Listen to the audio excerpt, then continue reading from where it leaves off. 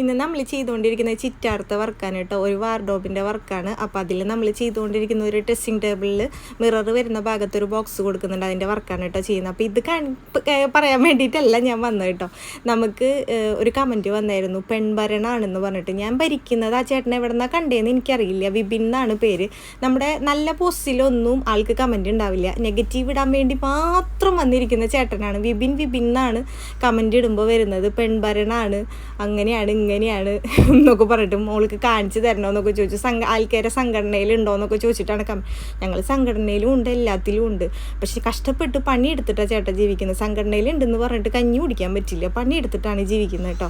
ഞങ്ങൾക്ക് ഈ വർക്ക് മാത്രമല്ല, ഞങ്ങൾ ഡോഗ്സ് ഉണ്ട് ഞങ്ങൾക്ക്, അതുപോലെ തന്നെ താമരയുണ്ട് 15 വെറൈറ്റി, അതുപോലെ അക്വേറിയം ഫിഷിൻ്റെ ഫാമും ഉണ്ട്. ഞങ്ങൾ ഇതെല്ലാം കൂടി മാനേജ് ചെയ്ത് കൊണ്ടുപോയിട്ടാണ് ഇന്നത്തെ കാലത്ത് ജീവിക്കാൻ പറ്റുന്നത്. ഞങ്ങൾ ആരും പെറ്റിച്ചിട്ടൊന്നല്ല ജീവിക്കുന്നത്.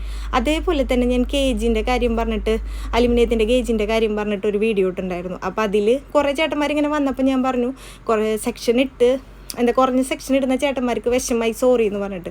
അപ്പം തന്നെ ആ ചേട്ടൻ വന്ന് അതിൻ്റെ അടിയിൽ കമൻറ്റ് ഇട്ട്. ഞാൻ റിപ്ലൈ ഒന്നും കൊടുത്തില്ല. അതിൽ നിന്ന് എനിക്ക് മനസ്സിലായത് എന്താണെന്ന് വെച്ച് കഴിഞ്ഞാൽ, ആ ചേട്ടൻ കുറഞ്ഞ സെക്ഷൻ ഇട്ടിട്ടാണ് വർക്ക് ചെയ്യുന്നതെന്ന് തോന്നുന്നു. അപ്പോൾ കൂടുതൽ വെയിറ്റുള്ള സെക്ഷൻ ഇട്ട് പണിയെടുക്കുന്നവരെ കാണുമ്പോൾ ഒരു എന്താ പറയുക, അതിന് ഒരു